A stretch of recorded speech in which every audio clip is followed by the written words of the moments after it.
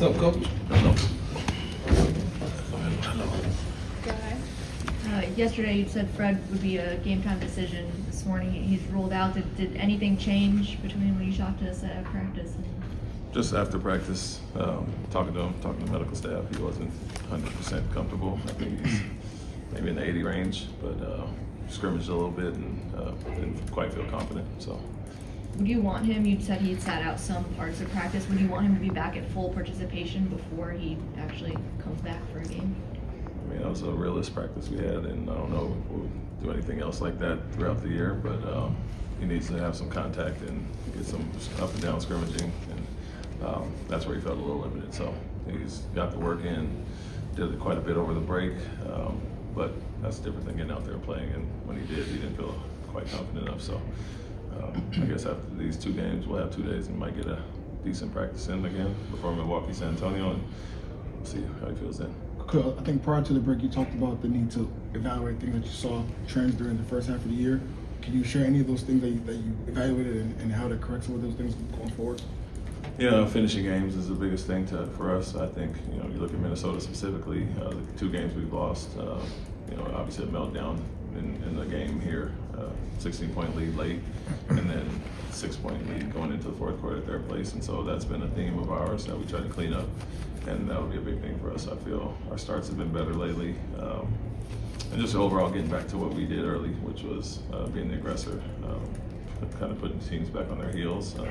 Injuries played a part in that, but as I always talk about, depth is enough to sustain those, and we've had chances to win a lot of those games that we lost in this little stretch here. So get our swagger back, confidence back, get in attack mode, and we took a look at what we did really well early on and saw some of that dissipate the lack of practice time and injuries. Are you able to share your starting lineup for tonight? Tari instead of Fred. So Jabari's off the bench? Yeah. Is he easy to work back in when you consider that he's not somebody who needs to have the ball in his hands a lot? Jabari? Yeah. I mean, I think I wouldn't say it's that specifically. I think he's easy because he checks a lot of boxes and we can put him in a lot of places.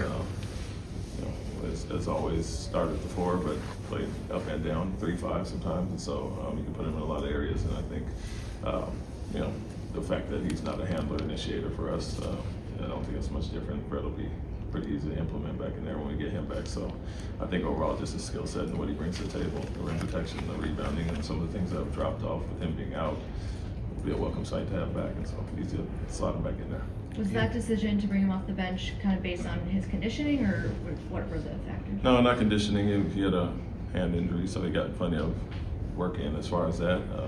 More so, with limited guys in back-to-backs, Tari and Steven possibly for tomorrow. Obviously Tari, but we'll see about Steven. And Tari coming off some really good games and getting him to the minutes where we want him to be. So take advantage of that tonight, start him when possible. Tonight, for example, but no, it's just a little bit of everything. I think easing him back into it a little bit, not really conditioning wise, but we'll see how it looks in this game, and then everything's kind of open moving forward. There's been a little bit of defensive slippage since the calendar turned to 2025, which kind of coincides with the time that Jabari has missed. There have been other guys in and out of the lineup since then, but have you really learned anything or become more aware of just how important he is to the fabric of this team, especially in the defensive end, in that time without him? Yeah, it's weird how things are affected. I think last year to end the season when Alfie went out and he was at the 5, the biggest thing and what happened again was our rebounding. It's slid, our defensive rebounding, and so having his length around the basket and you would assume a man being a really good defender, obviously the numbers might go up, but we're using guys in different ways now. And so Dylan on the 5 some, I'm in on the ball away from the basket. All those things have impacted our rebounding. So when you have Jabari back in there in more of a natural spot, I think we're just bigger around the basket in general. And so that's really stood out. But his rim protection, the things he does really well, those things have been affected. Kind of following up on, Jabari, he does a lot of dirty work when he's out on the court. After practice yesterday, he said that he doesn't really care if he starts or comes off the bench. He just happy to be playing again. Does that kind of fit with what you've seen from him since day one, kind of being an ultimate team player? Yeah, I think that's who he is. A really good player. He's a really good person. And so, he's always done what's been asked of him in different roles, and not unexpected from him. And so, as you know, with me, it's who's playing well and who's playing well is going to finish. And so I think that's really more important than anything. And if he's rolling, then we'll go with him. This might be a dumb question, but when you're coaching on the sideline and you're coaching on the defensive side specifically and they're playing directly in front of the bench, do you feel like your voice has an impact on how well the defense is playing when you're calling out certain coverages and stuff, when the defense is being played directly in front of your bench? Yeah, I would say so. I'm pretty loud, and you see things from our vantage point, which is the entire court. It's a little bit different from guys, and so when I see things happening, I can obviously call them out early.